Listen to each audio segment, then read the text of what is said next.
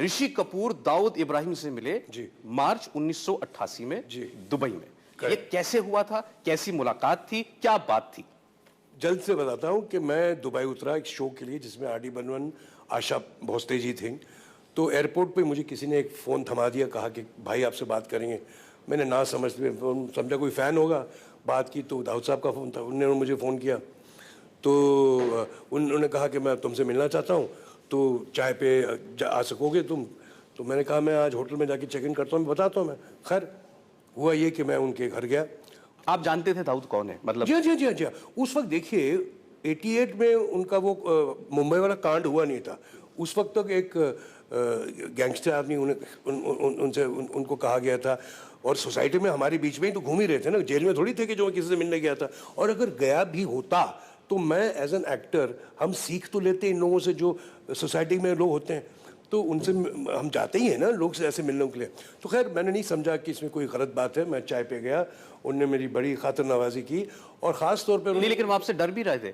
दाऊद को ये शक था कि आपको उसके घर का पता ना चल जाए, तो गाड़ी घुमा घुमा के ले जा रहे थे।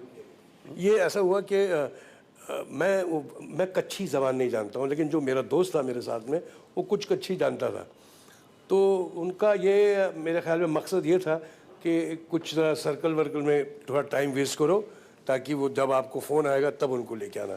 तो हमने ऐसा सोचा कि ये होगा ताकि हम न जाने के घर कौन सा है, कहाँ किधर है, ये ऐसा हमारा सोचना था।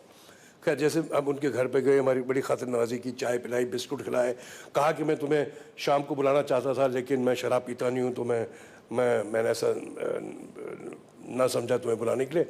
तो वहाँ मुझे उन्होंने कहा कि जब मैंने एक फ़िल्म तवाइफ की थी, और वो पिक्चर बेसिकली वुमेन एम्पावरमेंट थी।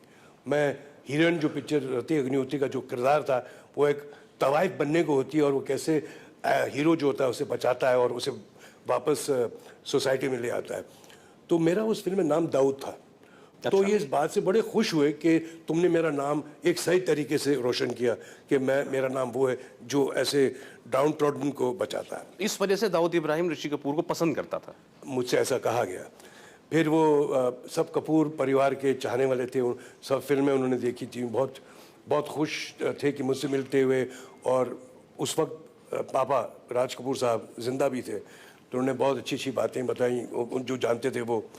तो ऐसा मेरी मुलाकात हुई चाय के पर, और जो 4 घंटे तक चली। आपने लिखा, जी हाँ, देर बैठे रहे आप? जी हाँ, बिल्कुल। तो इसमें दाऊद इब्राहिम के किस्से नहीं आए?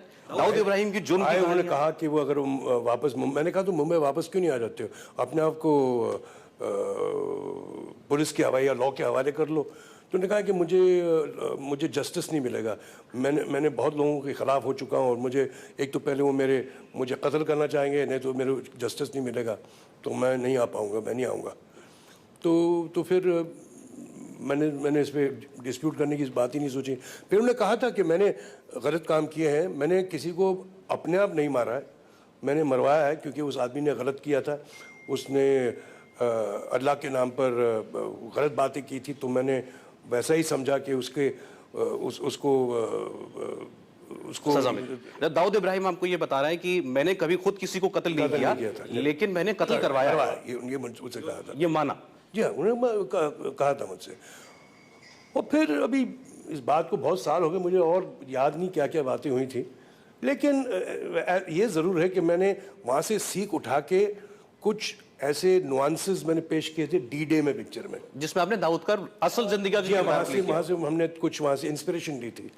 अगर वो मुलाकात ना करता तो मैं शायद वो डी डे में पिक्चर में ऐसे वो हरकतें ना कर पाता जो आपने उसको पर्सनली देखकर सीखी। लेकिन आपको ऐसा लगा, आपकी किताब पढ़ के मुझे ऐसा लगा कि दाऊद इब्राहिम क्या ऋषि कपूर को इम्प्रेस करने की कोशिश कर रहा था? रोल्स रॉयस गाड़ी भेजी, बंगले में बुलाया, चाय पिलाई, और आपसे शायद दो मरतबा ये कहा कि तुम्हें जो चाहिए ले लो, मुझे बताओ। जी हाँ, जी हाँ, जी हाँ, जी। इम्प्रेस करने की क्या जरूरत थी? ये है कि ना मैंने उनसे कोई तोहफा लिया, ना मैंने उनसे कोई ऐसी गुजारिश की, ना उनसे कोई फेवर लिया।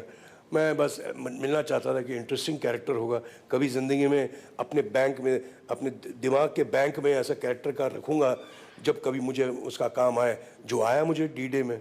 तो उस लिहाज से मैंने उनसे मुलाकात की, बातें अच्छी हुई, और कुछ नहीं। उस वक्त तक तो वो एक क्रिमिनल थे, बाकी जब मेरे देश के खिलाफ हुए तो डेफिनेटली बात गलत हुई। मुझे बहुत इस बात का बहुत दुख हुआ कि ये ऐसा काम दाऊद ने किया।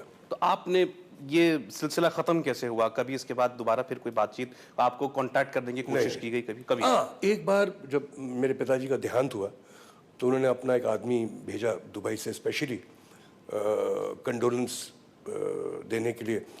तो सुबह 6 बजे एक आदमी आया, वो कहा कि मैं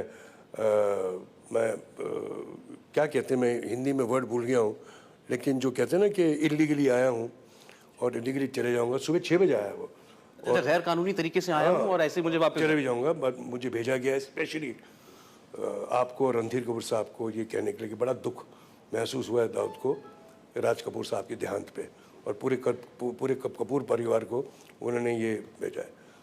तो और क्या कर सकता है आदमी, अगर कोई ऐसी गम के मौके पे आदमी हमारा दुख बांटने आया है तो उसे हम एक्सेप्ट ही कर सकते हैं ना, और क्या कर सकते हैं। और इसके बाद फिर कभी मुलाकात नहीं हुई। YouTube पर गूगली न्यूज देखने के लिए youtube.com की सर्च बार में गूगली न्यूज टीवी टाइप करें। गूगली न्यूज के पेज पर सुर्ख रंग के सब्सक्रिप्शन वाले बटन पर क्लिक करना ना भूलिए। YouTube पेज पर अपलोड होने वाली वीडियोस से बाखबर रहने के लिए बेल आइकन पर क्लिक कीजिए। आपको हर नई वीडियो के बारे में नोटिफिकेशन मौसूल हो जाएगा।